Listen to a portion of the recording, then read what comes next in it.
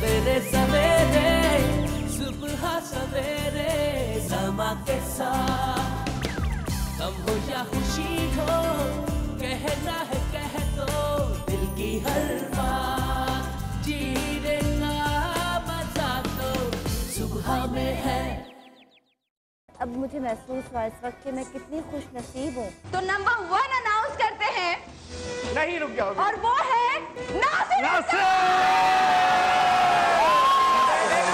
जो डर गया वो मर गया। 3, 2, 1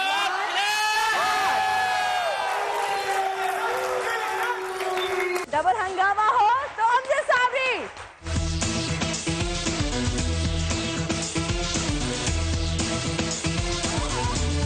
रंग बरसे भीगे चुनर वाली रंग बरसे।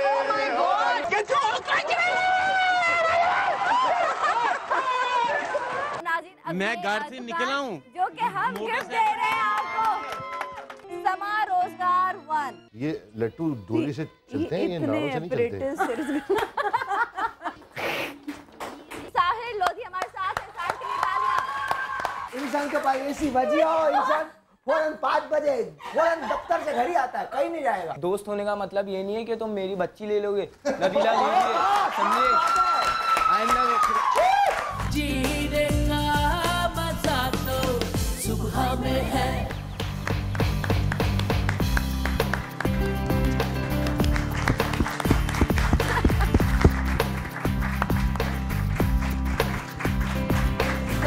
अस्सलामुअलैकुम, गुड मॉर्निंग। क्या हाल है आप सबके? यकीनन ठीक होंगे, मज़े में होंगे। और हम तो आपको दुआएं रोज़ ही देते हैं और अल्लाह करे आप भी हमें दुआ में याद रखते हों, लेकिन उम्मीद है कि यकीनन दुआ में याद रखते होंगे।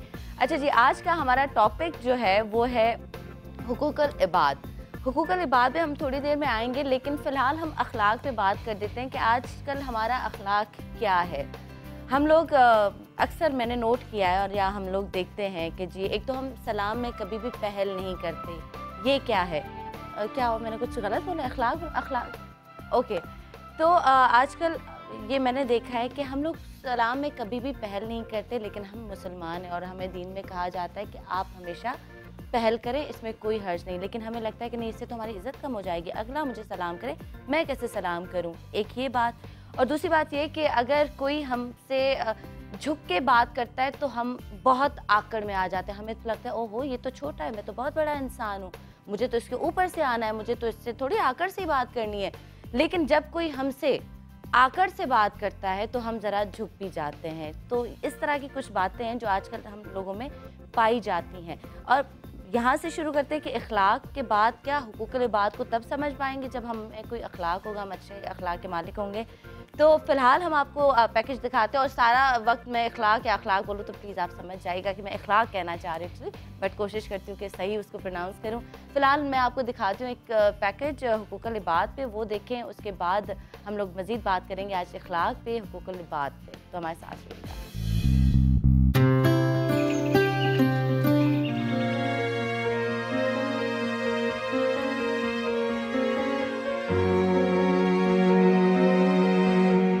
ताला ने हमें दुनिया में किस लिए भेजा? हमें इंसान एक अच्छा मुसलमान क्यों बनाया? ताकि हम दीन सीखें और सिखाएं। लेकिन क्या एक मुसलमान का सिर्फ ये फ़र्ज़ है कि वो नमाज पढ़े, रोज़ा रखे, हज करे, ज़कात दे? इन सारे अहकामों से हटकर भी एक अहम चीज़ है, वो है इंसान का इखलाक, लोगों के लिए खैर बनना। एक सहाबी ने कहा, या रसूल अल्लाह, सबसे बेहतरीन मैं हो जाऊं? तो आप सल्लल्लाहु अलैहि वसल्लम ने फरमाया, तू लोगों की खिदमत कर, तू सबसे बेहतरीन इंसान होगा। एक और सहाबा ने कहा, मैं चाहता हूँ मेरा ईमान कामिल हो जाए, मुकम्मल हो जाए। तो आप सल्लल्लाहु अलैहि वसल्लम ने फरमाया, अपने इखलाक अच्छे कर, तेरा ईमान मुकम्मल हो जाएगा। क्या हमारे इखलाक ये हैं कि हमें जो सलाम करे उसे सलाम करो, जो सलाम ना करे उसे ना करो? ज़िंदगी की असल खूबसूरती ये नहीं कि आप कितने खुश हैं, बल्कि ज़िंदगी की असल खूबसूरती तो ये है कि दूसरे आपसे कितने खुश हैं। हुकूकुल अल्लाह और हुकूकुल इबाद की क्या अहमियत है, बात करेंगे हमारे आज के प्रोग्राम सुबह सवेरे समा के साथ।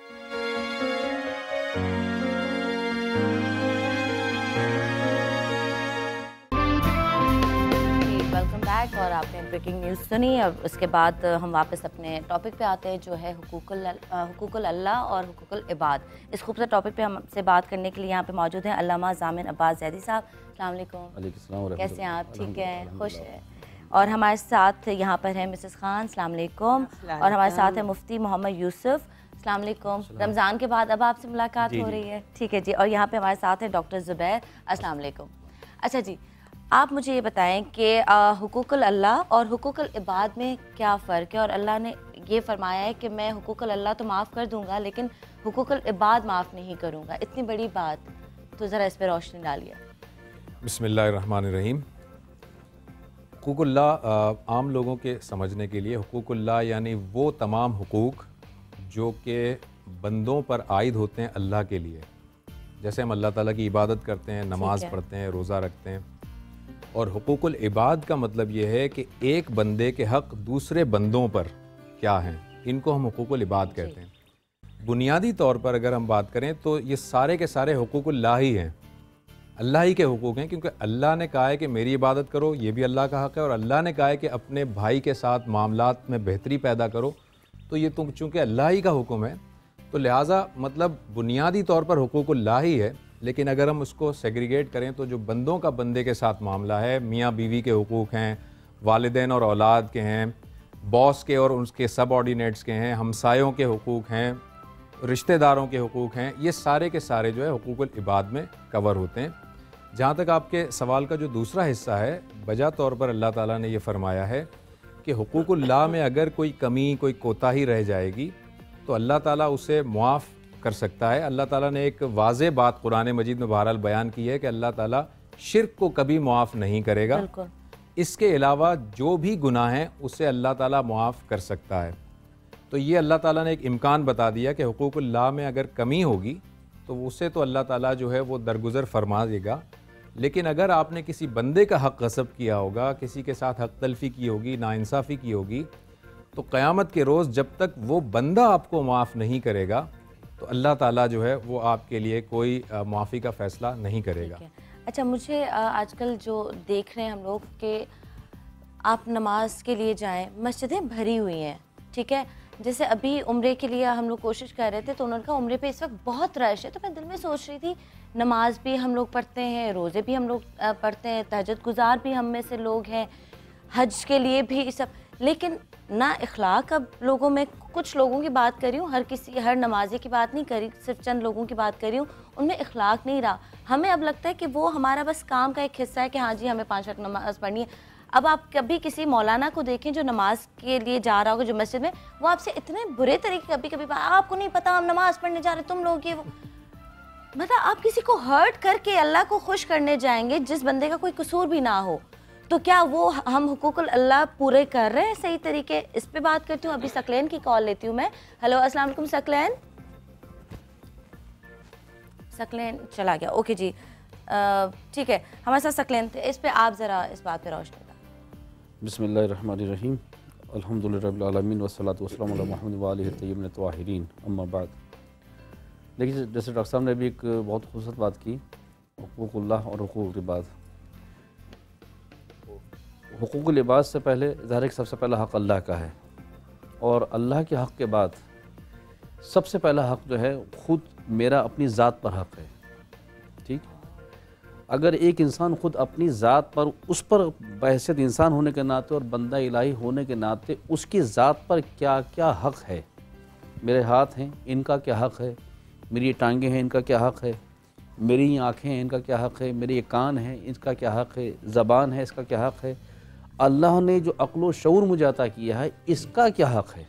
ठीक है, जब तक मैं इनके हुकूक अदा नहीं करूँगा, इन हाथों का काम फ़कत ये नहीं है कि मैंने इसको फ़कत और फ़कत चीज़ें उठाने के लिए और फ़कत खाने के लिए नहीं, इसका भी कुछ ना कुछ मकसद है। देखिए, अल्लाह ने एक मुझे ये नेमत अता की है, हम आज़मा के देखें कि अगर कभी किसी रस्सी से हाथों को बांध दें हम और कुछ देर बाद अगर खोलें हम कहेंगे हमने हाथ को सुकून दे दिया है और हमने इसको बांध के रखा हुआ है, लेकिन क्या होगा जब खोलेंगे हम तो सुन हो चुका होगा, हरकत करने के काबिल नहीं होगा। हाथ जवाब ही देगा कि मेरा काम ये नहीं था कि तुम मुझे बांध के रखो, बल्कि अल्लाह ने तुम्हें ये नेमत अता की थी, इसका हक़ अदा करते, इसको उस मकसद के तहत इस्तेमाल करते कि जैसा अल्लाह चाह रहा है, जो मैं चाहता हूँ, क्योंकि मैं गवाही दूंगा खुदा की बारगाह में।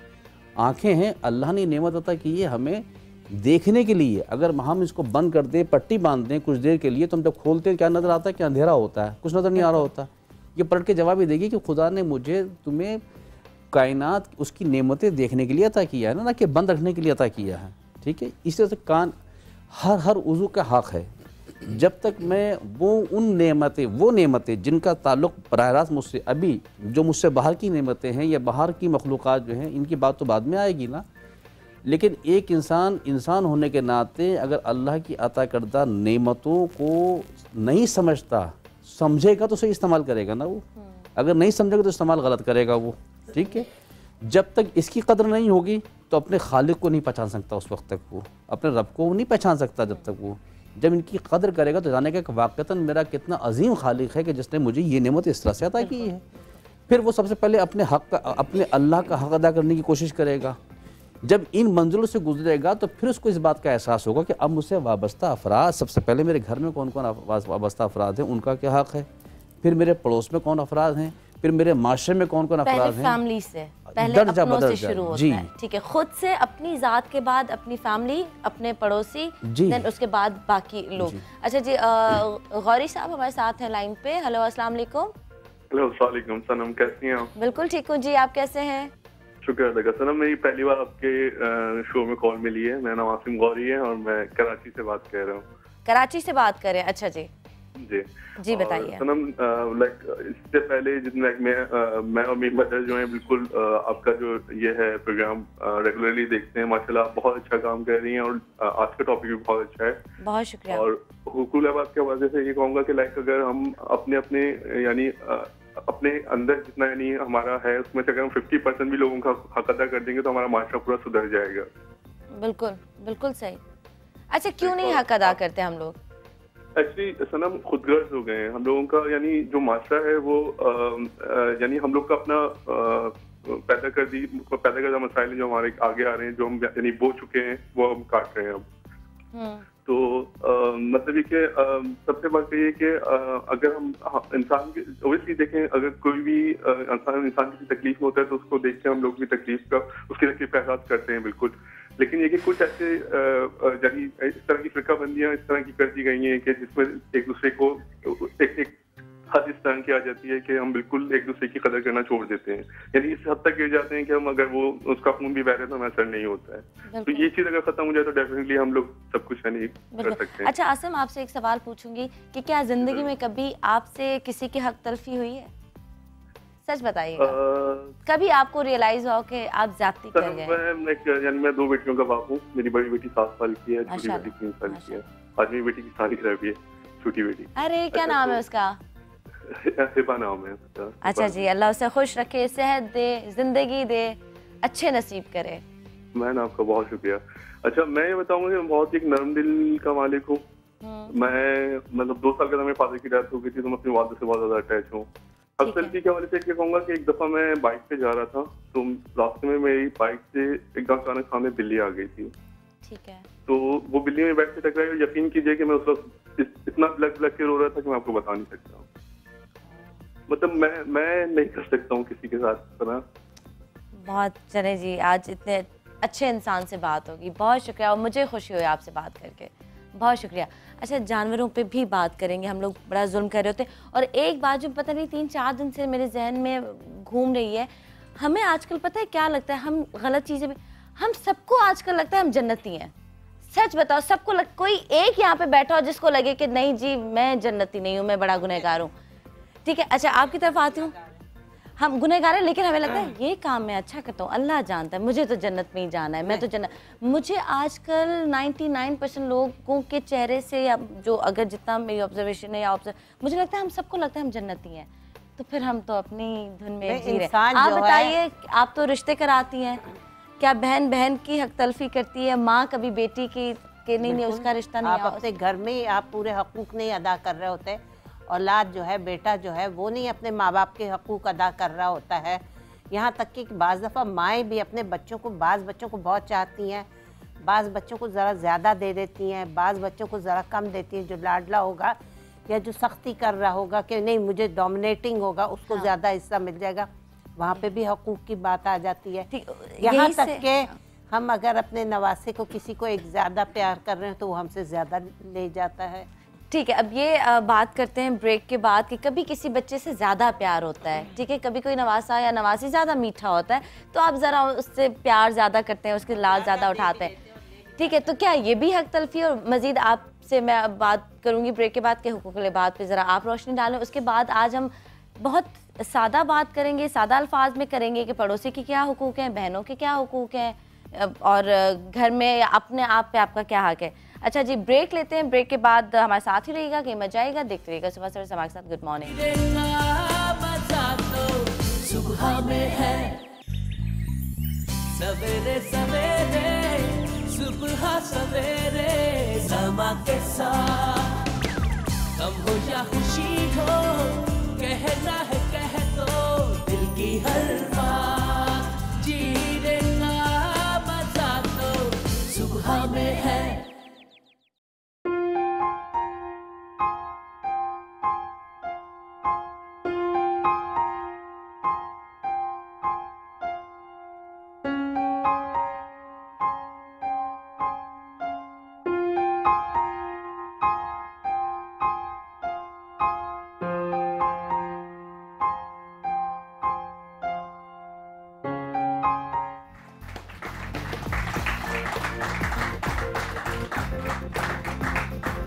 और नाज़रीन, ये जो प्यारी प्यारी ऑडियंस आप देख रहे हैं ना, मासूम सी ऑडियंस, आज इनके पास मासूम सवालात नहीं है, बड़े तल्ख सवालात हैं, ये देखने में सिर्फ मासूम है, तो इनसे सवालात ज़रूर पूछेंगे। लेकिन थोड़ी देर के बाद मिसेस खान आप बात कर रही थी कि माँ बेटी, तो मैंने वहाँ से सवाल उठाया कि भाई कभी कोई आपको ज़्यादा प्यारा होता है तो आप उसकी लाड ज़्यादा उठाते हो, तो ये भी आगे पूछेंगे क्या ये हक तलफी है? नहीं। अच्छा जी भाई, आपकी तरफ आते हैं, हुकूक़ इबाद पे आप क्या बात करेंगे? पहले आप बताएं कि ज़रा आसान लफ्ज़ों में, उसके बाद हम अपने ख़तरनाक क्वेश्चन आपके सामने रखेंगे।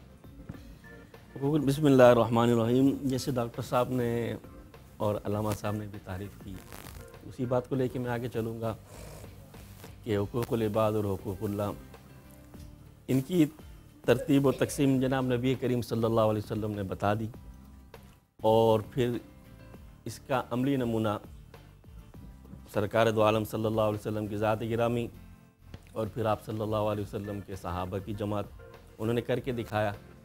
और ताकि आप देखें कि मैं तो अल्लामा साहब ने बड़ी अच्छी बात की कि इंसान के सबसे पहले हुकूकुल इबाद में अपना हक़ है उसका, अपने हुकूक़ के बाद फिर देखें आप माशरे सोसाइटी में चले जाएँ तो फिर ये कि इंसान की माल है, इंसान की आबरू, इंसान की इज़्ज़त, कस्ब माश, फिर ये कि बरादरी, इन सब के अल्लाह ताला ने हुकूक़ मुकर्रर किए हैं जो हुकूकुल इबाद कहलाते हैं। इवन के जानवरों को भी इस्लाम ने हुकूक़ मुकर्रर किए हैं कि जैसे हदीस में आता है, आपने भी शायद ये वाक़ा सुना होगा, यकीनन पढ़ा भी होगा, कि एक ऊँट सरकार दो आलम सल्लल्लाहु अलैहि वसल्लम की खिदमत में आया और आके उसने शिकायत की कि मेरा मालिक मुझसे काम ज़्यादा लेता है और मुझे आराम कम मिलता है। ये अल्लामा साहब ऐसे आपने पढ़ा होगा। तो हुज़ूर अकरम सल्लल्लाहु अलैहि वसल्लम ने उस ऊँट के मालिक को बुलवाया और कहा कि ये ऊँट आपकी शिकायत कर रहा है कि आप इससे काम ज़्यादा लेते हैं, इसकी ताकत से ज़्यादा। उन्होंने इकरार किया, जी अल्लाह के रसूल मैं ये करता हूँ। तो आप सल्लल्लाहु अलैहि वसल्लम ने फरमाया कि अल्लाह ने आपके ताबिक किया तो इनके भी आप पे हुकूक़ है। तो इस्लाम तो ऐसा मज़हब है कि हर एक चीज़ के बारे में इस्लाम ने हमें बताया, लेकिन मसला ये है कि हम बस अल्लाह से दुआ कर सकते हैं अल्लाह हम सबको उस पर अमल करने की तौफीक अता फरमाए। ये जो हमारी कमी कोताही है ना कि हम अमल करने में कमज़ोर हैं, इसी वजह से हमारे माशरे में फसाद बिगाड़ पैदा हो। हम अपना ईमान पक्का कैसे करें? मुझे अच्छा बुरा मैं यही कहती हूँ कि हम सबको पता है कि क्या अच्छी चीज़ है क्या बुराई है, हमें सब पता है डॉक्टर ज़ुबैर, लेकिन हम लोग उस पर अमल नहीं करते, क्यों? देखें बहुत सारी उसकी रीज़न्स हैं अमल ना करने की, जो जैसे कि है ना फ़वैलुल लिल मुसल्लीन अल्लज़ीना हुम अन सलातिहिम साहून फ़ी सलातिहिम साहून। सूरह माऊन जो है छोटी सी सूरा है आखिरी पारे में, उसमें नमाजियों से मुताल्लिक बात की गई है कि वो तबाही है ऐसे नमाजियों पर, ऐसे नमाज़ पढ़ने वालों पर कि जो अपनी नमाज़ों को जो है वो इस तरह से ज़ाया कर रहे हैं, इस तरह भुला बैठते हैं, वो यतीमों को धक्के देते हैं, मिस्कीनों को खाना खिलाने की तरगीब नहीं देते। तो दरअसल मसला ये है कि हम शायद समझते हैं, जैसे कि अभी आपने ब्रेक में बात की थी कि हमें ये गुमान है सबको कि हम जन्नत में जाएंगे। वो तो ऑन ईयर बात की थी मैंने, ब्रेक में नहीं। तो हम शायद ये समझते हैं कि रोज़ा रखना, नमाज पढ़ना बस ये काफ़ी है। मेरे जहन में इस वक्त वो वाक़या याद आ रहा है कि नबी अकरम सल्लल्लाहु अलैहि वसल्लम ने सहाबा इकराम के सामने ये फरमाया कि क्या तुम्हें मालूम है कि मुफलिस कौन है? तो सहाबा इकराम ने फरमाया कि या रसूलल्लाह, मुफलिस वो है जिसके पास माल व दौलत ना हो। आपने फरमाया नहीं, मुफलिस वो है कि जो क़यामत के दिन अपने नामा अमाल के साथ अल्लाह के हुजूर में पेश होगा। उसके नामा अमाल में नमाजें भी होंगी, ज़कात भी होगा, रोज़ा भी होगा, सारी इबादतें होंगी, ढेरों नेकियां लेकर आएगा, लेकिन उसने किसी को गाली दी होगी, किसी के हक तलफी की होगी, किसी का हक गसब किया होगा, किसी के साथ नाइंसाफ़ी की होगी। बिल्कुल। तो अल्लाह ताला जो है वो सारे उन लोगों को बुलाएगा जिनके साथ उसने हक तलफी की होगी, और अल्लाह ताला उनके हक के बदले में जो है इसकी नेकियां उनके नामा अमाल में डालता जाएगा। और उसके बाद नेकियां ख़त्म हो जाएंगी, मगर हक तलब करने वालों के हक बाकी रहेंगे।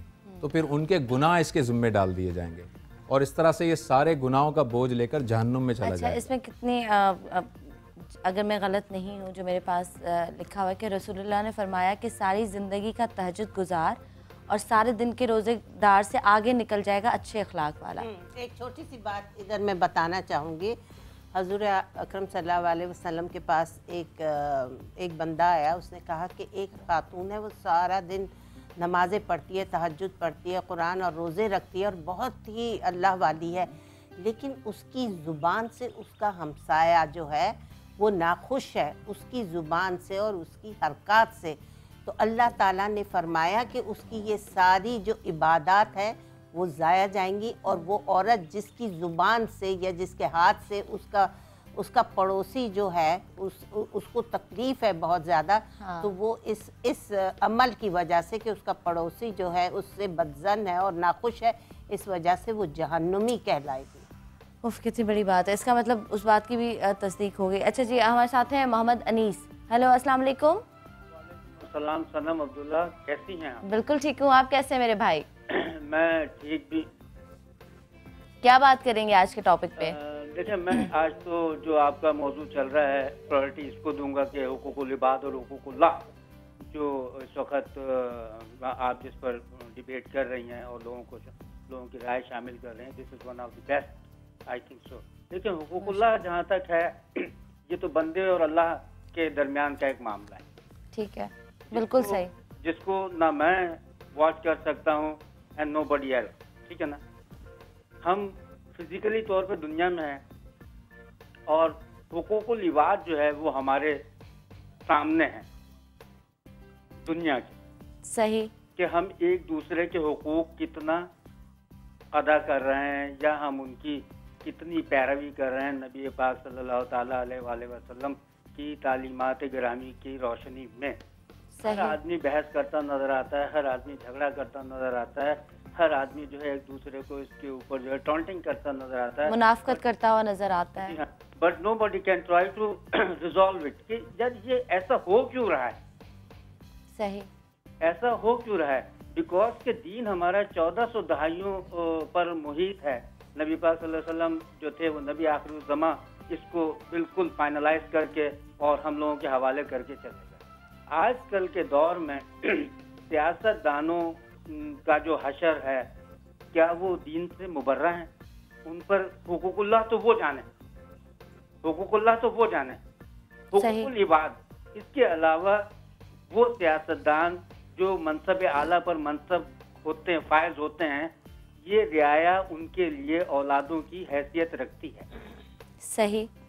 अगरचे हमारे हुक्मरान, उलमाए कराम, मुफस्सरीन, तबसरा निगार, तजिया निगार, इंक्लूडिंग आप एंड तमाम एंकर, ये जो भी कंपनी चला रहे हैं ना, इसमें हम अपने जो इस्लामिक हैं, बल्कि पॉइंट्स हैं जिनको हाईलाइट करना चाहिए, उसको हमने बिल्कुल डिमोरलाइज कर दिया है। आप इंडिया का कोई भी ड्रामा उठा के देख लीजिए, आपको हर ड्रामे में फौरन पूजा पाठ उनकी नजर आएगी, वो थाली घुमाती है, नजर उतारती है। आई डोंट थिंक सो कि वो क्या होता है, मगर उनका एक बच्चा जो वो ड्रामा देख रहा होता है, वो इस एक्ट को देख रहा होता है कि ये क्या एक मैसेज जो है कन्वे किया जा रहा है। हमारे किसी भी ड्रामे में कोई नमाज, कोई रोज़ा, कोई हुकूकुल इबाद और कोई हुकूकुल्लाह और कोई इंसानियत और कोई अखलाकियात की बात नहीं होती है। इवन कि उसके अंदर जो है अफेयर्स लविंग अफेयर्स होते हैं। अच्छा, मैं आपको एक यहाँ पे मोहम्मद अनीस साहब बात बताऊँ कि मैं, क्योंकि मैंने भी प्लेस किए हैं, एक्टिंग कर रही हूँ, तो उसमें जब हम पूरा सीरियल जब करते हैं ना, उसमें एक बात बुरी होती है लेकिन बाकी सारी चीज़ें अच्छी अच्छी दिखाते हैं। इसका मतलब आप हर सीरियल का एंड देखें, उसमें बुराई की ही बात होती है कि जी बुरा काम नहीं करना चाहिए, आपके मुंह पे वो बात आती है, पर हम अच्छी बात पे नहीं अमल करते। 10 बातों में से जो एक बुरी बात है उसको हम जल्दी पिक करते हैं, ठीक है, वो भी हमारे मुआशरे का हिस्सा है, इसलिए वो दिखाया जाता है, ठीक है। दूसरा बात मैं आपको बताऊं, जब मैं ये ऑन एयर बात आपसे कह रही हूँ, कुछ चैनल्स पे शादियां चल रही होती हैं, यहाँ पे मैं मिलाद करवा रही होती हूँ, जब रेटिंग्स आती है मिलाद की रेटिंग नहीं आती, फिर भी हम लोग करते हैं। क्या करें हम? इतने दिन से आप शोज देखें, बाकी शोज की ज्यादा रेटिंग आएगी, मैं आज आपको ये लिख के देती हूँ, और आती भी रही है। जब हम अल्लाह का नाम लेते हैं, जब वो शोज कर रहे होते हैं, उस वक्त भी कोई नहीं देखता। मैं भी मिसेस खान ब्रेक में हम यही बात कर रहे थे कि मिसेस खान ने कहा बहुत अच्छा टॉपिक, मैंने कहा देखता कोई नहीं है। यहाँ पे जिसको जब आप बताना शुरू करेंगे ना मोहम्मद अनीस साहब कि जी ये काम बुरा है, ये अच्छा, लोग कहेंगे हाँ जी हमें पता है, स्विच करो चैनल, क्या ठीक है। हाँ, यहाँ पे मैं किसी के लिए गॉसिप करूंगी, आपको खबरें बताऊंगी कि वीना ने ये किया तो इसने ये किया, वीना कमी आजकल ये करा तो मीरा ने ये किया, तो सनम की ये बात आपको आज बताते हैं, सनम के घर में आपको ये दिखाते, तो आप सब लोग देखते हैं, ठीक है। मुझे ठीक, लेकिन फिर भी हम कोशिश करते हैं कि हम इन सारी चीज़ों को साथ रखें। आज ना देखेंगे कल तो देखें, कल नहीं तो परसों ना देखें, कोई एक शख्स तो देख रहा होगा, या चंद जो लोग देखते हैं, कोई ना कोई आज सीख के जाएगा। लेकिन बहरहाल ये मैं आपको सच बता रही हूँ, मैंने बड़ी हकीकत बताई है कि नहीं देखते लोग, पता नहीं लोग क्या देखना चाहते, लोग नहीं ठीक होना चाहते। अच्छा जी ऑडियंस, अब आप सवाल करेंगे। हाँ जी मेरे भाई, आपका सवाल, अब आप लोग सवालों के लिए रेडी हो जाएं, आपकी बारी है, आपके सवालात होंगे, और आपसे अगर किसी से भी कोई हक तलफी हुई है ज़िंदगी में तो आज ऑन एयर हम माफ़ी मांग के जाएंगे, ठीक है। बिस्मिल्लाहिर्रहमानिर्रहीम। मेरा नाम तहा हुसैन हैकल है, वहाज हुसैन स्कूल सिस्टम, एक ओ लेवल से लेवल्स का स्कूल है, उससे हमारा ताल्लुक़ है। बुनियादी तौर पे सारी जो बातें हुई हैं हकूकुल इबाद और हुकूकुल्लाह के हवाले से, मैं जो समझा हूँ इस पूरे ज़िंदगी में पूरी बातों को, मुझे बुनियादी तौर पे कहीं ना कहीं तमाम मज़ाहिब के उलमा हज़रात या जो उनके अहले हुक्मरान और अहले इक़्तिदार लोग होते हैं, उस पूरे पस मंज़र में वही लोग नज़र आते हैं। पूरी तारीख़ को अगर मैं समझूँ, सैयदना आदम अलैहिस्सलाम से लेके और आप सल्लल्लाहु अलैहि वसल्लम तक तमाम मज़ाहिब के रहनुमा ये कहते आए हैं कि हम ठीक हैं और तुम लोग सब जन्नती हो। और मैं किसी का ख़ास नाम नहीं लेना चाहता, लेकिन अगर बड़ी बड़ी मिसालें जो कुरान के हवाले से आती हैं तो अहले यहूद, बनी इसराइल, अंसार, हिंदू हजरात, ब्राह्मण, मतलब आप मुख्तलिफ़ अक़वाम के हवाले से कहिए, तो सब के सब का एक ही कंसेंसस है, एक ही कंसेंसस है कि फ़लाँ फ़लाँ फ़लाँ अमल कर लीजिए, आप पक्के जन्नती हैं। और उसमें चंद ऐसी चीज़ें हैं, मैं चंद जुमले कहूँगा कि बस ये दुरूद, ये विरद, ये अमल, ये कर लीजिए, ये कर लीजिए, ये कर लीजिए, आपको जन्नत में जाने से कोई रोक ही नहीं सकता। हाँ, इंसानों के हवाले से तो कहीं कोई बात ही नहीं है कि आप किसी का ख्याल कीजिए, किसी को गाली मत दीजिए, किसी पे तंज मत कीजिए, कि जुमला मत कसिए। बहुत अच्छी बात की। ये सवाल अब हम पूछते हैं, अल्लाह माफ़ी दे, मतलब माजत के साथ कोई बात, लेकिन वही यही कहा जाता है जी ये चीज़ आप 40 दफ़ा पढ़ें, इतने दिन करें, आपको कोई रोक, तो लोग समझते हैं तो जन्नती है, हमने तो ये वजीफा पूरा कर लिया, तो क्या ये अमलियात का सहारा बनाया हुआ जन्नत में जाने के लिए। एक कॉल ले लूँ, उसके बाद प्लीज आप मुझे इसका जवाब दीजिएगा। हेलो अस्सलाम वालेकुम। वालेकुम अस्सलाम जी। सनम बात कर रही है जी? जी मैं सनम बात कर रही हूँ, आप कौन बात कर रही है? मैं जापान से बात कर रही हूँ। ओए होए, अख्तर नसीम जापान से, कैसी हैं आप? अल्लाह का शुक्र है जी। क्या बात करना चाहेंगे आज? मैं आप अपनी टीवी की आवाज प्लीज कम कर दें। हमेशा देखती हूँ। क्या बात करना चाहेंगे आज? आप अब गई आवाज, शायद दूर है ना। हेलो, कॉल ड्रॉप हो गई। अच्छा जी आप बताइए। तो हमें वाकई हुकूकुल इबाद की हमें बताई भी कम जाती हैं बातें कि जी आप हुकूकुल इबाद पूरे करें, या ये चीज़ें हमें कहा जाता है कि जी ये चीज़ पढ़ें आप जन्नती हैं। देखिए, पहली बात तो ये कि बरादर ने जो सवाल गुफ्तगू की है ना, उसके जवाब देने की कोशिश करते हैं मुख्तसर वक्त में। पहली बात तो ये रही कि देखिए, एक चीज़ होती है हक़, इस्तिक़ाक़। हमें देखना है कि क्या जन्नत पर हमारा इस्तिक़ाक़ है, क्या जन्नत पर हमारा हक़ है। नमाज, रोज़ा, हज, ज़कात, हुम्स, जिहाद, दुनिया भर की नेकियां, इन सब के करने के बाद क्या अब इस पर हक़ होगी हमारा जन्नत? नहीं, जन्नत पर हमारा कोई हक़ नहीं है। ठीक है। इसी तरह से जैसे कि एक फ़र्जंद अपने बाप की खिदमत करता है और ज़िंदगी भर खिदमत करने के सिले में वो सोचाता है कि मैंने बाप तेरी इतनी खिदमत की, माँ बाप अब जायदाद मेरी है, कोई हक़ नहीं है। ठीक है। इसलिए कि वो माँ बाप ने जो हमारी ज़िंदगी में एक शब्द मेरी तकलीफ़ में जो जाके गुजारी है, मैं उस एक शब्द का सिला नहीं दे सकता। तो कुजा ये कि मैं सारी ज़िंदगी की मशक्क़तों का सिला दे दूँ, उन मेहनत मशक्क़तों के बदले में बाप से कुछ मिल जाना, माँ बाप से मिल जाना, ये मेरा हक़ नहीं है। ये माँ बाप का लुत्फ़ करम होता है कि फिर भी कुछ अता कर दे। इसी तरह से इन इबादतों के बदले में अगर कोई इंसान ये समझ ले, चाहे वो मुसलमान हो चाहे गैर मुस्लिम हो, लेकिन हम चूँकि दायरे इस्लाम में रहते हुए गुफ्तगू कर रहे हैं हम अपने चैनल से, तो हम इस्लामी की बात करेंगे कि बैसत मुसलमान होने के नाते, मोमिन होने के नाते मैं समझूँ कि सारे ज़िंदगी की रियाजतों के बदले अब अल्लाह में जन्नत में मेरा हक़ है, जन्नत नहीं, जन्नत पर कोई मेरा हक़ नहीं। मैं तो अल्लाह ताला की उस एक लम्हे की वो सांस जो इस वक्त जारी है मेरे जिस्म से निकल रही है और नई सांस आ रही है, इस एक सांस का मैं शुक्र अदा करना चाहूँ तो सारी ज़िंदगी शुक्र अदा नहीं कर सकता। तो कुछ इतनी नेमतों का, हाँ, ये जो नमाज़ पढ़ते हैं, रोज़ा रख रहे हैं, हज कर रहे हैं, ये खुदा की इताअत बंदगी का इजहार करें। ऐ अल्लाह तेरा शुक्र है कि तूने ज़िंदगी अता की, नेमत अता की। सवाल है, मैं वही उसी तरफ आता हूँ। हाँ। ठीक है। दूसरी बात क्या रही, ये खुदा का लुत्फ़ करम है कि वो अता कर दे जन्नत। क्यों? इसलिए कि उसने वादा किया, हमें उसके वादे पर यकीन है। ये हमारे वादे नहीं है जो हमने अल्लाह से किए हुए हैं, ये अल्लाह का वादा है। अल्लाह अपने वादे को वफ़ा करता है। उन्होंने कहा कि तुम्हें आला मकाम दूंगा।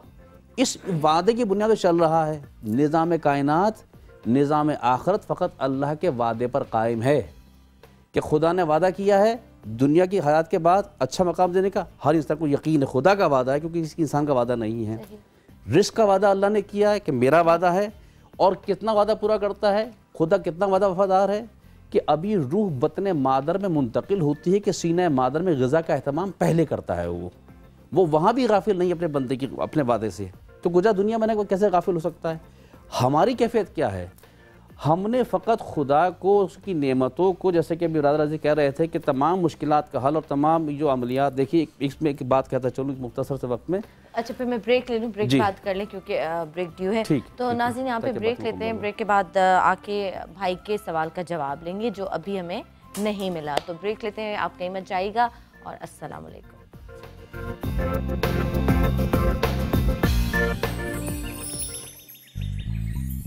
सवेरे सवेरे सुबह सवेरे समा के साथ, गम हो या खुशी हो, कहना है कह दो दिल की हर बात। जीने का मजा तो सुबह में है।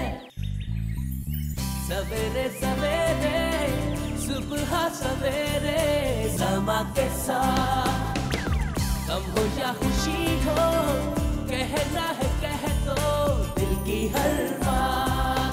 जीने का मजा तो सुबह में है। आपको नया साल, नया सफ़र बहुत बहुत मुबारक हो।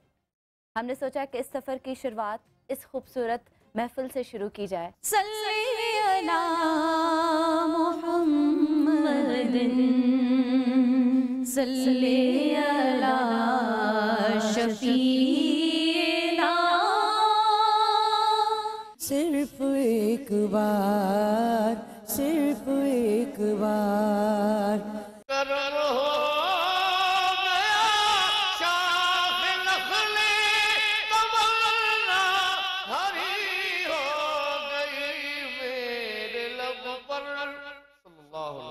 हल्फ उठाते हैं सारे कि जो फैसला करेंगे हक अल्लाह की रजा के लिए करेंगे और हक पे करेंगे। खुशबू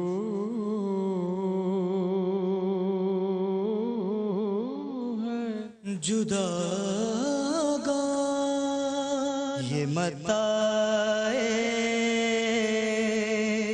मेरे मुस्तफा के बाद महकते ये दिल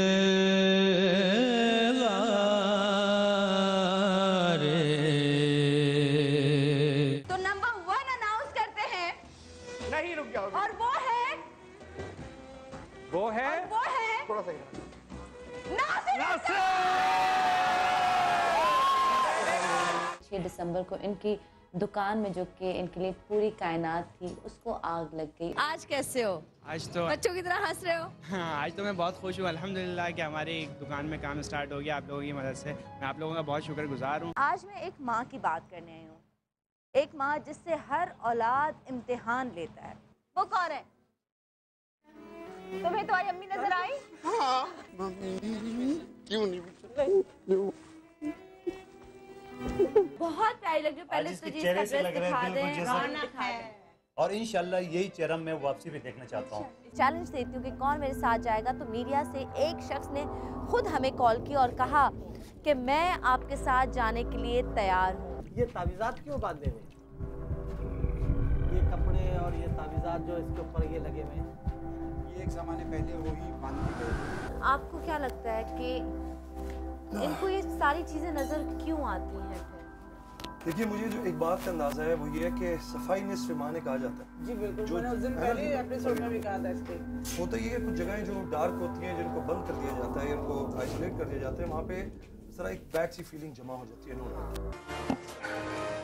अर्थ फोन उठाना है, इसमें डाल।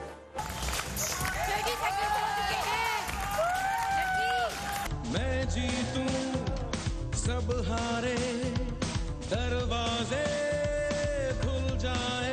कोई एक पार्टनर ये डाइस फेंकेगा, जो भी नंबर आया एक पार्टनर उस पे खड़ा होगा। आज यहाँ पे तलाश की जा रही है सितारों की। यहाँ पे लोग आएंगे, परफॉर्म करेंगे और हमारे जजेस जो हैं वो जज करेंगे। तुम्हें मेरे साथ चलना है? यार मेरे को आपको लेके जाना है यार।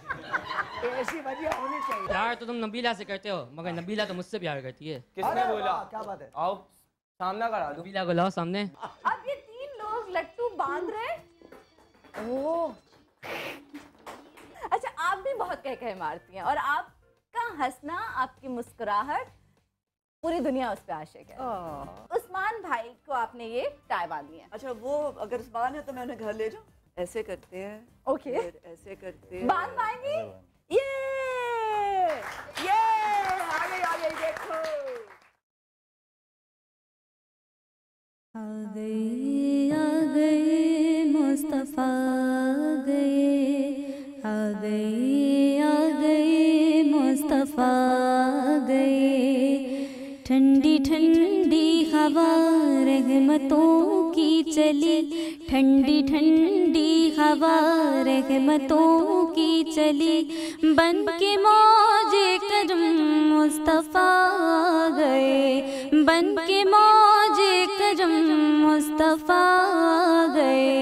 हल मेरी हो गई खुद ब खुद मुश्किलें, हल मेरी हो गई खुद ब खुद मुश्किलें।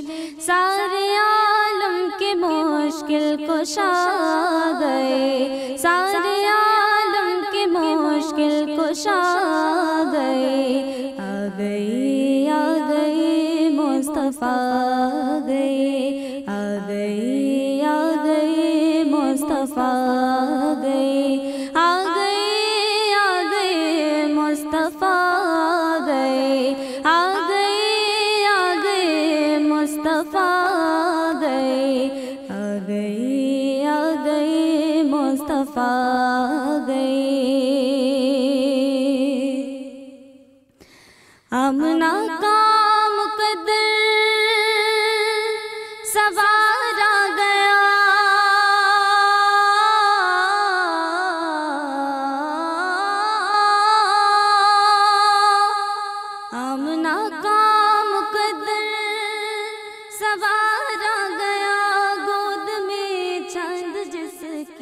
उतारा गया, गोद में चांद जिसकी उतारा गया। हुरुल सलामी को झुकने लगे, हुरुल सलामी को झुकने लगे। पढ़ते रिज़वान सल्ले अला गए, पढ़ते रिज़वान सल्ले अला गए। आ गए मुस्तफ़ा गए, आ गए मुस्तफ़ा गए, आ गए मुस्तफ़ा गए, आ गए मुस्तफ़ा गए, आ गए मुस्तफ़ा गए। आज कोई भी साइम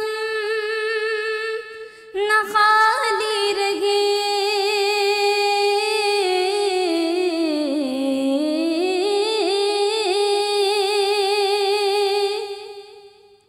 आज कोई भी साइम न खाली रहे। सब मुरादे मिले, घर मुसीबत टले, सब मुरादे मिले, घर मुसीबत टले। मदनी आका की आमद का सदका मिले, मदनी आका की आमद का सदका मिले। भीख लेने को हम या खुदा गए, भीख लेने को हम या खुदा गए। ठंडी ठंडी हवा रहमतों की चली, ठंडी ठंडी हवा रहमतों की चली। बन के मौजे करम मुस्तफ़ा गए, बन के मौजे करम मुस्तफ़ा गए। हल मेरी हो गई खुद ब खुद मुश्किलें, हल मेरी हो गई खुद ब खुद मुश्किलें। सारे आलम के मुश्किल कुशा गए। सुभान अल्लाह है ना, बहुत खूबसूरत, बहुत खूबसूरत। वेलकम बैक नाज़रीन। और अभी आपने नात सुनी और हिना राशिद से, क्योंकि रबीउल अव्वल है तो जाहिर है, और मैं चाहूँगी कि अगर हम शो का अख्ताम भी इन्हीं की नात से करें तो मुझे ज़्यादा अच्छा लगेगा। तो हम कोशिश करते हैं कि हिना से एक नात और सुने। अच्छा जी, हुकूक़ुल इबाद पे बात कर रहे थे कि पड़ोसियों के हुकूक़ क्या हैं। अच्छा, हम बात करेंगे कि शौहर के बीवी पे हुकूक़ क्या है, बीवी के शौहर पे हुकूक़ क्या है। इसके अलावा भी बहुत सारी माँ के हुकूक़ क्या हैं। हर जो भी आप पूछना चाह रहे हो आप लोग कॉल कर सकते हैं। इस वक्त मैं आपको बताऊँ कि नसीम और कहकशा मेरे साथ बैठी हैं। ये दोनों पड़ोसन हैं, ठीक है। इन्होंने क्या हुकूक अदा किए हैं, नहीं किए हैं, यहाँ पे आज लड़ाई करने आई हैं, क्या बात है। अस्सलाम वालेकुम। वालेकुम अस्सलाम। अच्छा, कब से आप दोनों एक दूसरे की पड़ोसन हैं? तकरीबन काफ़ी साल हो गए, 7-8 साल हो गए। ठीक है, कभी लड़ाई हुई, झगड़ा हुआ, अपने हक अदा करती हैं या नहीं करती?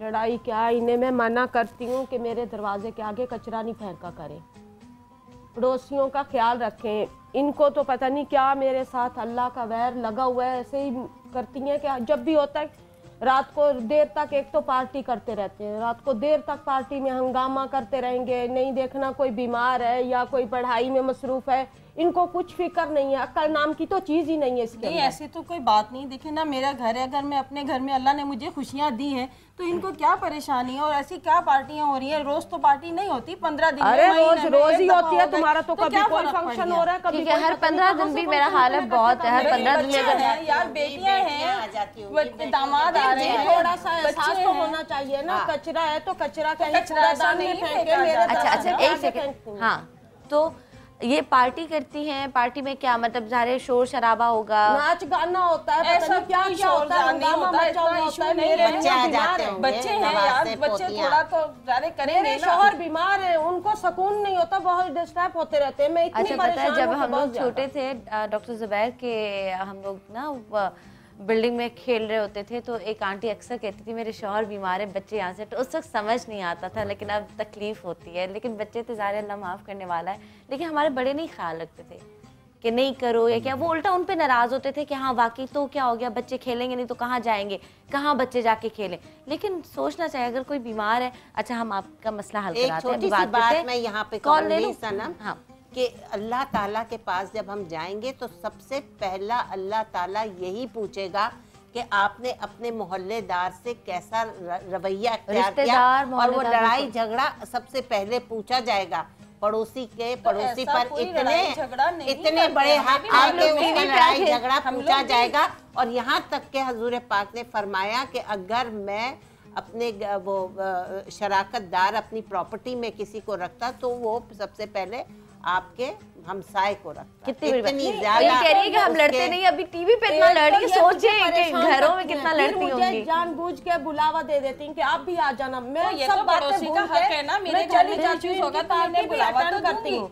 अच्छा पार्टी आप भी अटेंड करती हैं? तो आप भी शौहर को घर पे छोड़ के जाती है बीमार? नहीं, मैं थोड़ी देर के लिए इनको राजी करने के लिए चली जाती हूँ। फिर क्या होता है? के लिए मैं चली जाती हूँ। फिर आप कहती हैं जब तक मैं हूँ पार्टी करो, जब मैं चली जाऊँ पार्टी खत्म। कि इनके कोई भी आ रहा है उनको ये कहें कि देखो गाड़ी साइड पे खड़ी कर। अच्छा ठीक है, अभी आपसे बात करते हैं, एक कॉल ले लेती हूँ। हेलो अस्सलाम वालेकुम। हेलो हेलो अस्सलाम वालेकुम। अस्सलाम वालेकुम, मैं आयशा बात कर रही हूँ। हाँ आयशा कैसी हैं? हेलो हेलो आयशा कैसी हैं आप? ठीक हैं, खुश हैं? जी अल्लाह का शुक्र, ठीक ठाक। और आपका शो बहुत अच्छा आता है, और स्पेशली जो आप इस तरह के शो देती है ना इस्लाम के बारे में, अल्लाह के नाम वगैरह के जिसमें वसाइल बताया जाता है, वो बहुत अच्छा लगता है। मैं मेरे हस्बैंड बहुत शौक से देखते हैं आपका प्रोग्राम। बहुत शुक्रिया। अच्छा आप बताएं, कभी किसी की हक तलफी की आपने, किसी का हक मारा कभी? अल्लाह का शुक्र, अल्लाह का शुक्र। अरे शुक्र। चले सवाल पूछना था। जी जी बिल्कुल, पूछ के बताएं मुझे। तो अभी आपने जिक्र किया था आई मीन मियाँ बीवी के हुकूक वगैरह के बारे में, ठीक है, मुझे यही आपको पूछना था कि बीवी के जो हुकूक होते हैं मियाँ के लिए, उसके फराइज होते हैं, तो उसके बारे में आप थोड़ा सा बताइएगा। शौहर के जो हुकूक और फराइज बीवी के बिल्कुल पूछते हैं। आज तो बीवी के हुकूक ही पूछेंगे, मैंने खुद पूछने हैं। शौहर के तो बड़े हुकूक सुनते आ रहे हैं ना, अब उम्र आ गई कि हम खुद पूछेंगे बीवी के क्या हक है। अच्छा मेरी अक्सर ये कहा जाता, बहुत शुक्रिया। अच्छा जी आप अपना सवाल कर लो, फिर ये पूछते हैं। आगे और 40 घर पीछे का ख्याल रखना चाहिए। तो आजकल की बिजी लाइफ में हम अपना शेड्यूल मेंटेन कर लेते हैं, अपनी काम प्रॉपर्ली कर लेते हैं, ये भी बहुत मुश्किल से हो पाता है। फिर हम 40 घर मतलब अपने बराबर वाले घर तक का तो समझ में आता है, फिर हम 40 घर तक का आजकल नहीं पॉसिबल है। अच्छा मुझे तो ये लगता है कि वो ये नहीं कहा होगा कि गिन के 40 घर के बाद आपका ताल्लुक नहीं है, 40 घर से जितना दूर जा सकते हो, मेरा ख्याल है वो एक उस तरह कहा गया होगा कि जितना दूर, ऐसा नहीं कि गिन के 40 घर के बाद 41 जो घर हो। अब हमारा तो कोई आपसे वास्ता ही नहीं है, ठीक है। अच्छा इस पे बात करते हैं, और पहले अगर आप मुझे बता दें कि बीवी के क्या हुकूक है शौहर पे। ये अच्छा क्वेश्चन है, इनसे पूछ जो भी जवाब दे सबसे। देखिए मेरे ख्याल में पहले तो वो सवाल रह गया था, उसको मुकम्मल कर दे, वरना फिर वो कहेंगे कि ये मौलवी हज़रात जो हैं सवाल किया जाता है तो ये अगर छोटे-छोटे जवाब दे, क्योंकि अब टाइम भी कम है हमारे पास। हाँ देखिए पहले जो बात हमने कही ना, जो हमारे एक माशरे में है कि ये वजीफा पढ़ लीजिए 40 दिन और 50 दिन, ठीक है ना। हाँ सिर्फ ये बता दें कि मेरा, अब मैं उनके सवाल को थोड़ा सा आसान कर देती हूँ कि अगर हम वाकई वो वजीफे पढ़ा करें 40 दिन या जो भी उसमें लिखा होता है, दुआएं आयतें होती हैं, वो पढ़ ले, तो क्या हम जन्नती हैं? चाहे मैं आपको कितना भी हर्ट करूं, मुनाफत करूं। वो तो जवाब पहले दे दिया आपसे कि जन्नत ये पैमाना नहीं है, फ़कत इबादतों के बदले में फ़कत जन्नत का पर इस्तेकाक नहीं है हमारा। जहाँ तक रहा वज़ाइफ का ताल्लुक, हमारे माशरे का मिजाज ये हो गया है कि हम जब किसी दुआ के बारे में लिखते हैं ना, पढ़ते हैं, इसके पढ़ने ये फ़ायदे होंगे, जैसे जैसे फ़ायदे की फहरिस्त बढ़ती जाती है वैसे तो शौक़ बढ़ता चला जाता है। उस मफ़हूम में दुआ को नहीं समझते हम। काश कि हम उस दुआ को समझें, ये सूरह क्या है, इसमें क्या हुक्म दान, उसको नहीं समझते, फ़वाइद करते हैं, ठीक है ना। ये फ़वाइद समझ के पढ़ रहे होते हैं तो नतीजा क्या होता है, ना सूरह या उस दुआ को समझ पाते हैं हम, ना अपनी दुआ को समझ पाते हैं हम। नतीजा क्या होता है कि अगर मुराद पूरी नहीं होती तो हम इल्ज़ाम ठहरा देते शायद दुआ में तासीर नहीं थी। ये नहीं देखते कि खामी हम में है। और एक बुजुर्गवार से किसी ने पूछा कि इसमें आज़म में बड़ी फजीलतें क्या हैं, उन्होंने कहा कि जाओ, कह दिया उन्होंने कि जाओ सूरह अलम पढ़ा करो 1000 मरतबा, तुम्हारी हर मुश्किल ख़त्म होगी। वो जब उनसे बस बहुत मुख्तसर करके कि वो जब घर से बाहर निकला, उनसे वो वजीफ़ा पूछने के बाद रास्ते में उसको कुत्तों ने घेर लिया। वो बड़ा परेशान हुआ कि ये तो मुझे जान से मार देंगे। उसने जैसे ही फ़ौरन बताया, वजीफ़ा याद आया, उसने एक दफ़ा सूरह आलम पढ़ी, वो कुत्ते भाग गए। वो बजाय अपने घर जाने के वापस उन आलिम के पास आया, कहा कि आगा आपने तो मुझे ऐसा कहा था, आपने तो 1000 दफ़ा कहा था, मगर मैंने तो एक दफ़ा पढ़ा तो इसमें आदम नज़र आ गया मुझे, तो 1000 दफ़ा पढ़ने की ज़रूरत क्या है। उन्होंने कहा देखो, एक दफ़ा पढ़ो तो वही तासीर है, 1000 दफ़ा पढ़ो तो वही तासीर है, 40 दफ़ा पढ़ो वही तासीर है। बात इतनी सी है कि जब इतनी दफ़ा विर्द बताया जाता है तो शायद किसी एक लम्हे में तो ऐसा होगा कि खुलूस से हो रहा होगा। तुम्हें एक कुत्ते ने इंसान बना दिया, तुम समझ गए कि मफ़हूम दुआ क्या हुआ करता है। तो बात यह कि दुआ में तासीर एक दफ़ा पढ़िए, 40 दफ़ा पढ़िए, 40,000 दफ़ा पढ़िए। बात है कि मैं किस नीयत से पढ़ रहा हूँ और मेरा राबता अल्लाह के साथ उस वक्त किस तरह की है। ठीक है। दूसरी ताल्लुक़ रहा, जहाँ तक हुकूक का ताल्लुक़ है, तो ज़ाहिर है अब टेलीविज़न पे हम सबकी बेगमान भी देख रही होंगी कि भाई आप लोग टीवी पे तो बहुत कहते हैं बीवी के हुकूक ये हैं, और पता नहीं आप लोग फिर कैसे खुद अदा करते नहीं करते। तो देखिए, शरीयत में वाक़तन ये हमारा माशरा है कि जहाँ जिसने मर्द को फ़ौक़ियत दे दी है और औरत को उसके सतह से गिरा दिया है, जबकि ऐसा नहीं है। जितने हक़, जितने हुकूक मर्द के हैं उतने ही औरत के हक़ हैं, बीवी के उतने ही हक़ बीवी के हैं। बल्कि शौहर सुने। हाँ है हाँ, अगर 4 बीवियां, सब बीवियों के ना। नहीं, अब यहाँ 4 से मुराद हमें मशहूर कर दीजिएगा आप लोगों को।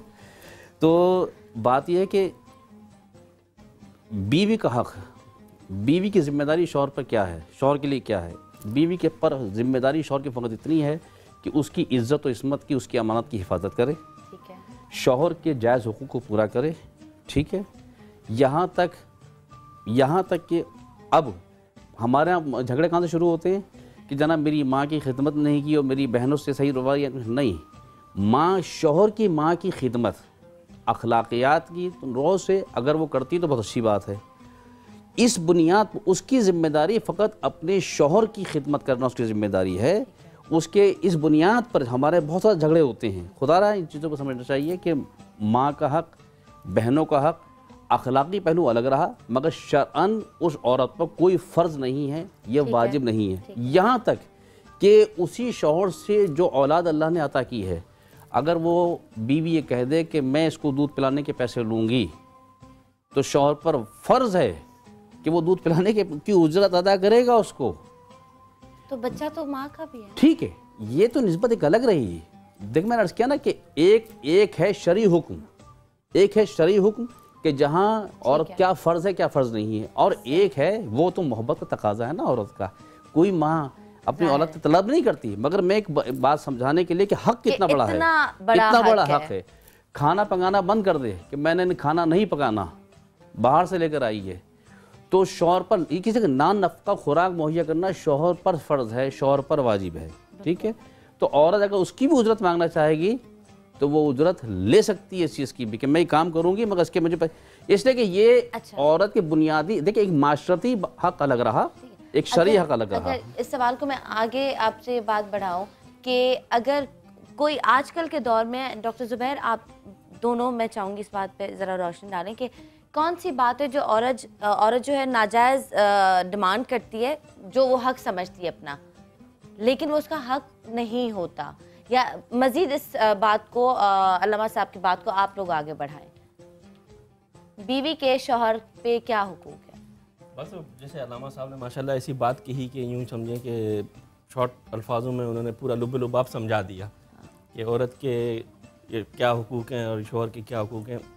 दूसरी बात ये है कि जैसे अल्लामा साहब ने फरमाया कि नान नफ़्क़ा हर चीज़ जो शौहर की ज़िम्मेदारी हैं, औरत जो है बीवी, देखें इस्लाम ने इज़्ज़त दी है औरत को आके। इस्लाम से पहले अगर आप चले जाएँ, बात थोड़ी सी लंबी हो जाएगी, लेकिन मैं कोशिश कर रहा हूँ कि मुख्तसर करने की। इस्लाम से पहले औरत की क्या वक़्त और क्या वैल्यू थी, इस्लाम में आने के बाद क्या हुई। अब घर की मलका, घर की सरबरा अल्लाह ताला ने शरीयत के अंदर जो मर्द की बीवी है, तो वो एक समझे कि मलका आलिया का रुतबा उसको मिला हुआ है। तो इसलिए कि शौहर की ज़िम्मेदारी, औरत की भी अब ज़िम्मेदारी कि जब वो इतना उसके साथ ताउन कर रहा है, तो औरत की भी ज़िम्मेदारी कि उसका ख्याल करें। डॉक्टर ज़ुबैर, आप क्या बात? अल्लामा साहब ने बुनियादी तौर पर तो जो फ़लसफ़ा है वो बयान कर ही दिया है कि ये बात बिल्कुल दुरुस्त है कि जो शौहर के रिश्तेदार हैं, उनके माँ बाप हैं, उनके बहन भाई हैं, उनकी खिदमत करना इस बीवी की ज़िम्मेदारी नहीं है। अगर वो अखलाकी लिहाज से उनकी मदद करती है, उनको पूछती है, तो उसमें कोई वो नहीं है। ठीक है। एक और हक़ है जो कि अल्लाह ताला ने बीवी, जिस तरह से वो है ना अर्रिजालु क़व्वामून अलन निसा, कि भाई मर्द को जो है वो कव्वाम बनाया गया है और जो निकाह का जो उक़दा है, निकाह का जो नॉट है वो मर्द के हाथ में है। तो इसी तरह से औरत को ये हक़ दिया गया है कि अगर उसका खुदा नखास्ता अपने शौहर के साथ मामलात नहीं निभ रहे तो औरत जो है वो तलाक़ का मुतालबा भी कर सकती है। ये भी उसका हक़ है। आप चूँकि हुकूक की बात कर रही हैं तो मैं हक़ बता रहा हूँ। उसका हक़ है कि वो तलाक़ का मुतालबा कर सकती है, ठीक है। और तलाक़ ना मिलने की सूरत में वो अदालत का दरवाज़ा खटखटा सकती है, जिसे कि हम खुला कहते हैं, आम ज़बान में खुला का कहा जाता है। तो ये भी औरत का हक़ है। बल्कि यहाँ तक है कि नबी अकरम सल्लल्लाहु अलैहि वसल्लम के सामने एक सहाबिया तशरीफ़ लाईं और उन्होंने कहा कि मैं अपने शौहर से अलहदगी चाहती हूँ। तो आपने फरमाया कि क्या ये तुम पर जुल्म करता है, तुम पर ज़्यादती करता है? तो उन्होंने कहा कि नहीं, ऐसा कुछ नहीं है, बहुत अच्छे अखलाक का हामिल, बहुत ज़बरदस्त है, लेकिन मैं इनके साथ नहीं रहना चाहती, मैं इनको पसंद नहीं करती, मैं इनके साथ नहीं रहना चाहती। ठीक है। तो ये भी औरत का हक़ है, क्योंकि हुकूक की अगर बात कर रहे हैं। और बिल्कुल इसी तरह फिर जो शौहर का हक़ है वो ये कि वो उसके घर में, यानी शौहर के घर में बीवी उसकी गैर मौजूदगी में किसी को ना आने दे, और उसके बिस्तर पर ऐसे नापसंदीदा फ़र्द को बैठने की भी इजाज़त ना दे जो कि शौहर को पसंद ना हो। ये शौहर के ब्रेक के बाद फिर शौहर के हुकूक पे बात करते हैं और आपके सवाल का भी जवाब लेंगे। और यहाँ पे दो पड़ोसन हैं जिनका आपस में जरा थोड़ा सा झगड़ा है। मिसेस खान, मैं एक ब्रेक ले लूँ? ब्रेक के बाद ज़ाहिर है आप भी खातून हैं तो मैं चाहूँगी कि इस पर ज़रा आप भी बात करें। तो हम ब्रेक लेते हैं, ब्रेक के बाद वापस आके मज़ीद बात करेंगे। तो अब जानेंगे शौहर के हुकूक क्या हैं। तो हमारे साथ रहिए।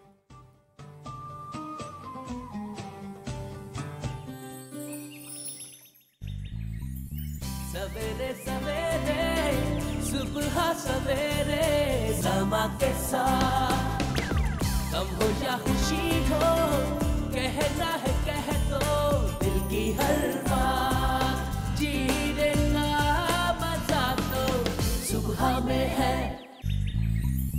सवेरे सवेरे सुबह सवेरे समा के साथ गम हो या खुशी हो, कहना है कह दो दिल की हर बात। जीने का मजा तो सुबह में है।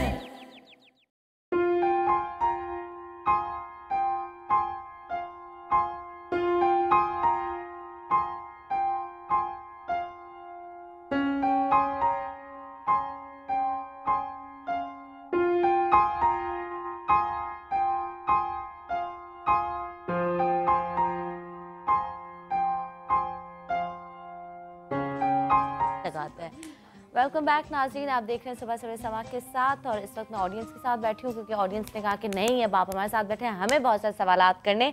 अब शौहर और बीवी के हुकूक पे हम बात करते, तलाक की भी जैसे बात हुई, तो मेरे भाई को एक सवाल करना है। अब अस्सलाम वालेकुम, मेरा नाम अम्मार है और मैं वहाज हुसैन स्कूलिंग सिस्टम से ताल्लुक़ रखता हूँ। मेरा सवाल मौलवी साहब से है कि इन्होंने कहा कि बीवी को जो है वो खुला का हक़ दिया जाता है, लेकिन निकाह नामे के टाइम जब जो मर्द हजरात हैं वो मौलवियों के साथ मिल के वो बीवी का जो वो हक़ है वो उस कागजात के ऊपर से कटवा देते हैं, ऐसा क्यों है?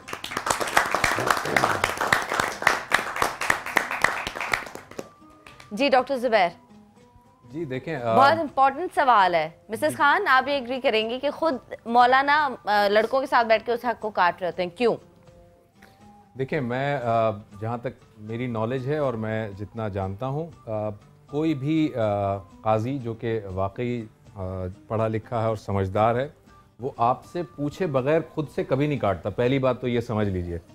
अगर आप ख़ुद इसे कटवा रहे हैं, कोई हक काट रहा है, तो वो तो ज़ाहिर काट देगा, लेकिन इसमें अवेयरनेस का प्रॉब्लम किसका है? आपका है। यानी अवामुन्नास, ये जो चैनल पे हम प्रोग्राम कर रहे हैं क्या है? अवेयरनेस के लिए कर रहे हैं ना। लेकिन doctor Zubair, I am sorry आपकी बात काट रही हूँ, लेकिन कल को मैं अल्लामा साहब आपको या आपको कभी कोई ज़्यादती करने के लिए कहूँगी, आप कहेंगे भाई आपका शो, आप कोई हो, मैं जा रहा हूँ, या आप बैठ के मेरे साथ वो करेंगे, ठीक है तुम्हारा ईमान कच्चा, मैं तो ओके काट देता हूँ, आप ऐसा करेंगे? आप छोड़ के चले जाएंगे? मैं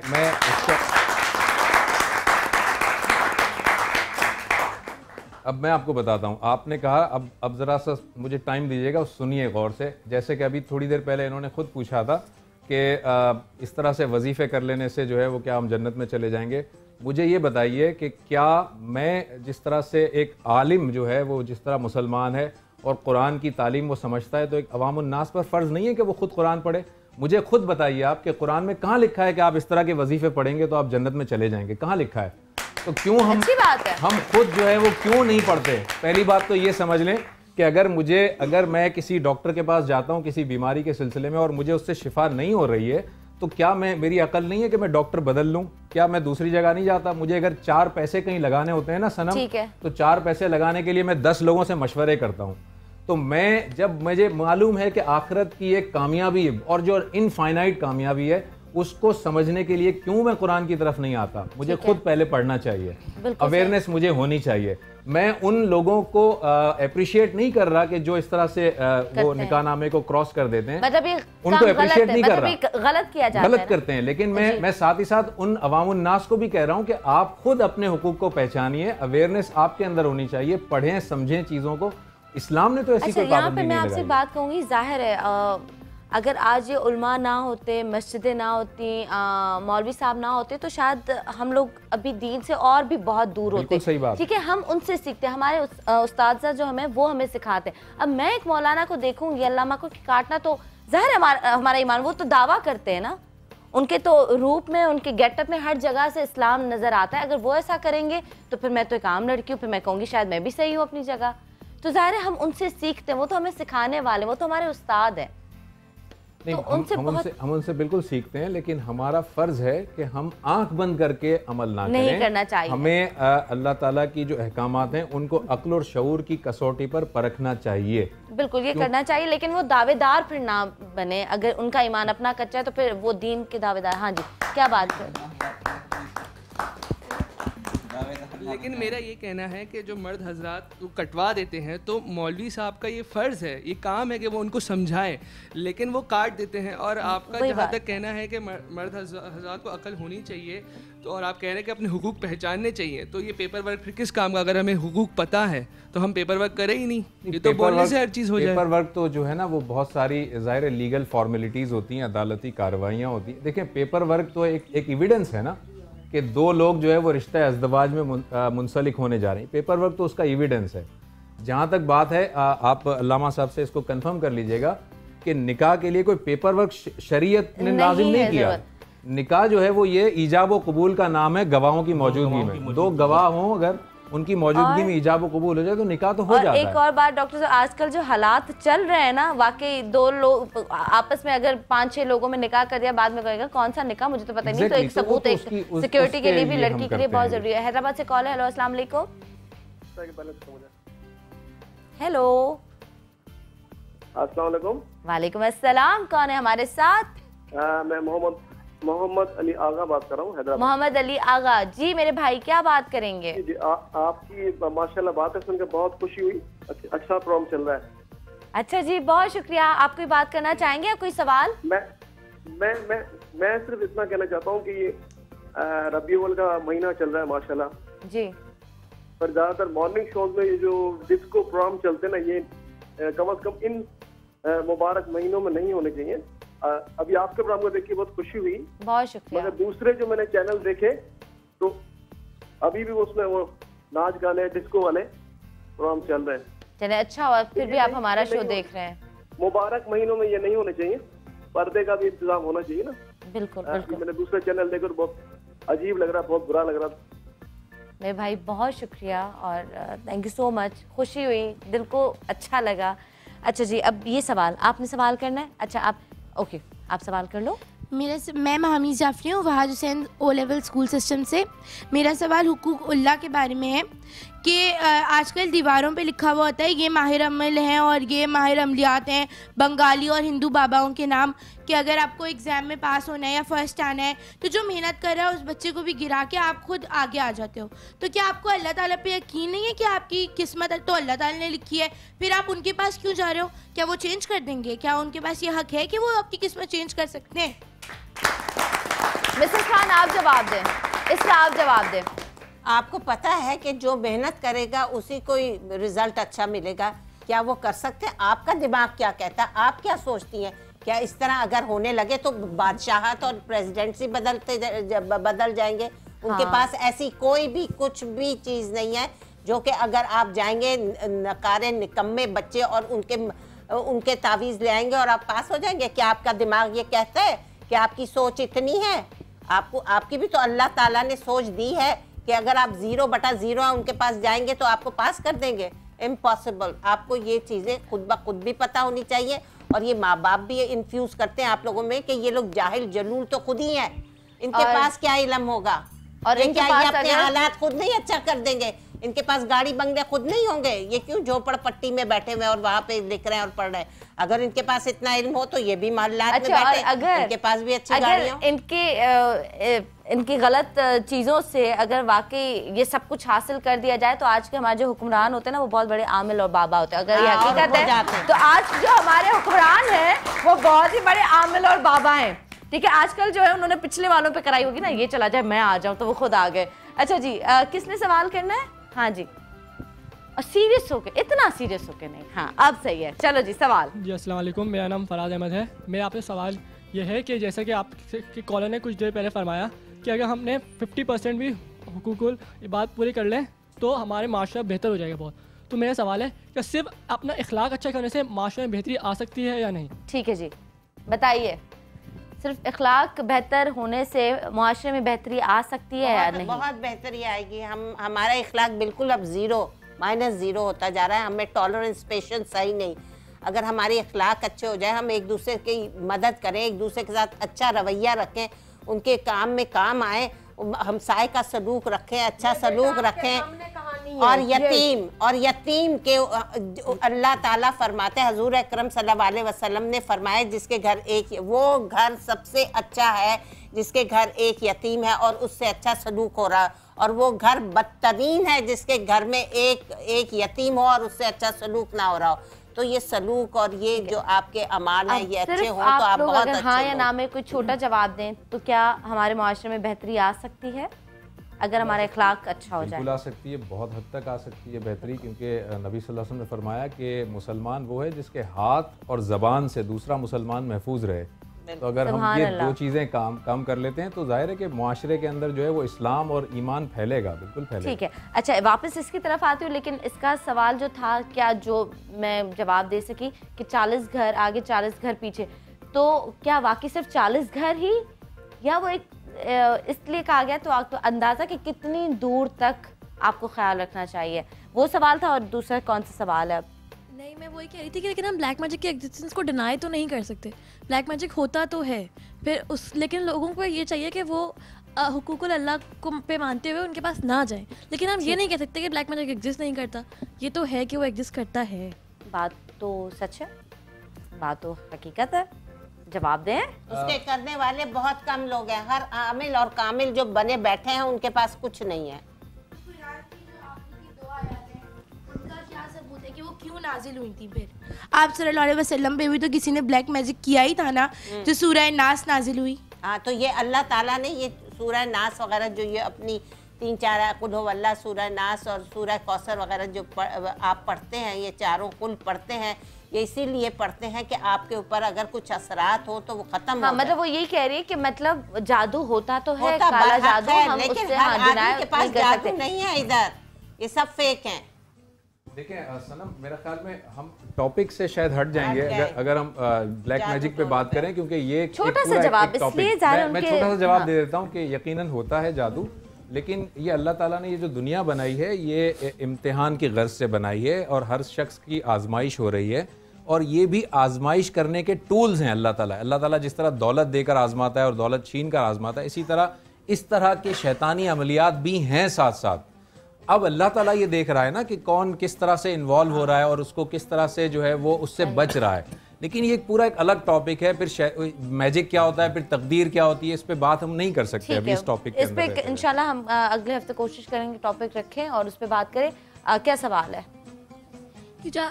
मेरा नाम वरिशा खान है और मैं फहाद हुसैन स्कूलिंग सिस्टम में O लेवल्स। ये जो आजकल है तो लाइक घर आना किसी को पसंद नहीं होता, मासियाँ अगर नहीं होंगी तो फिर कोई घर नहीं आएगा, फैलेगा। तो ये लाइक लोगों में इतना बढ़ चुका है कि आना जाना कम हो गया, मिलजुल कम हो चुका है, गेस्ट आ जाता है लोग तो एक दूसरे से जलन होते हैं और एक दूसरे से लड़ते रहते हैं। ये क्या है? हमारे माशरे का यही है। ठीक है, ये बताइए, जब कोई मेहमान आ जाता है तो वाकई अक्सर हो जाता है कि यार मेहमान क्यों आया, है ना, यही होता है ना कि मुंह बनाना पकाना पड़ेगा, खाना देना खिलाना पड़ेगा। मेहमान तो अगर हम सोचे ये तो अल्लाह की रहमत है, और फिर ये कि हमारी क्या औकात कि हम किसी को कुछ खिलाएं, खिलाने वाली ज़ात तो अल्लाह की है।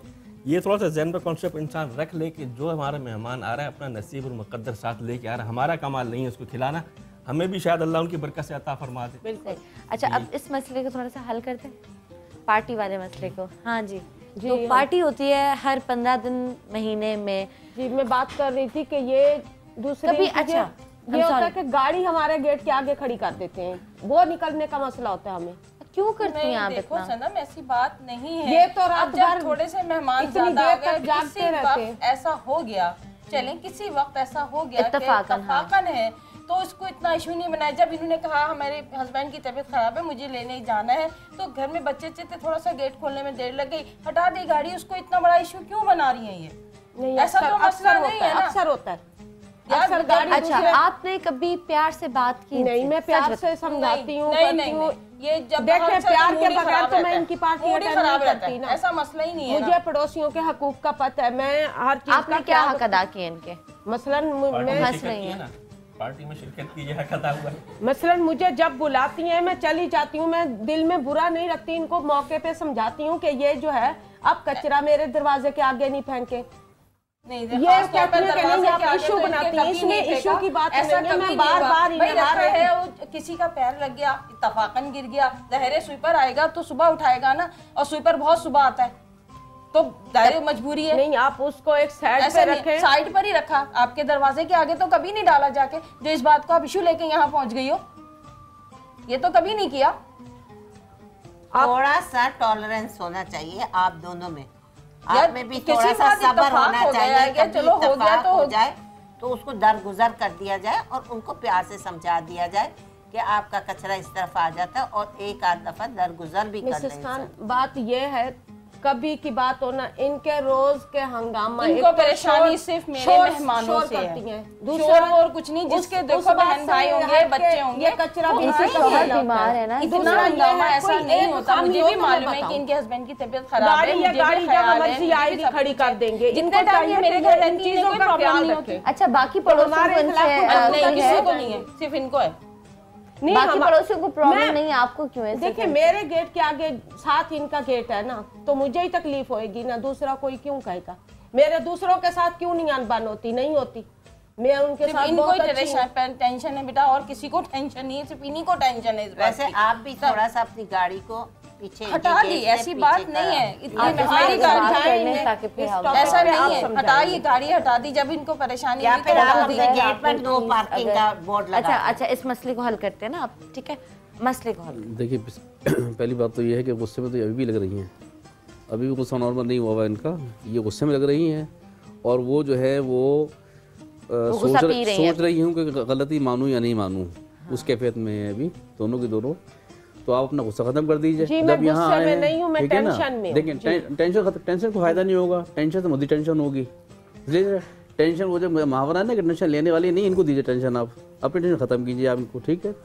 और जब यहाँ से आप उठ के जाएँ तो बाखलाक तरीके से मिलकर जाइए, ठीक है? और आप भी कुछ होती है चीज़ें कभी कभी बर्दाश्त करने वाली, और आप भी ये है कि गैर ज़रूरी तेज़ आवाज़ में अगर कोई म्यूज़िक चल रहा है तो उसको ना चलाइए। और तो म्यूज़िक वैसे बुरी चीज़ है, लेकिन बहरहाल अगर कोई ऐसी जैसे अजियत हो रही है पड़ोस में, देखिए अब हमारे यहाँ तो सूरत, देखिए हमारे यहाँ तो सूरत वाली हो गई है, दीवार से दीवार मिली है तो आवाज़ देखिए हमारे यहाँ। अगर उनके हस्बैंड बीमार हैं तो आपको थोड़ा ख्याल करना चाहिए।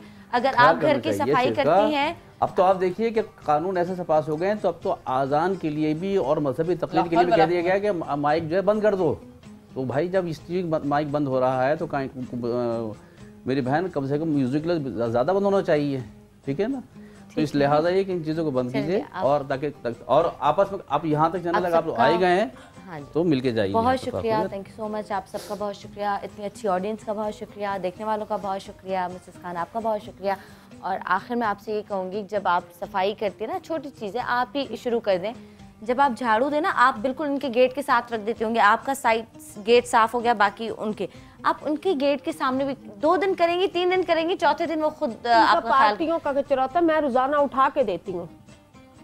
नहीं ठीक है, लेकिन खुशी की बात है, ओके, उनको आप और आपको भी ख्याल करना चाहिए। अगर उनके हस्बैंड बीमार हैं तो उस पर तो कोई बहस ही नहीं है ना। तो प्लीज़ दोनों ख्याल रखें और हम आपसे इजाज़त चाहते हैं। इंशाल्लाह ज़िंदगी रही और खुदा ने चाहा तो आपसे मुलाकात होगी। खुदा हाफिज़।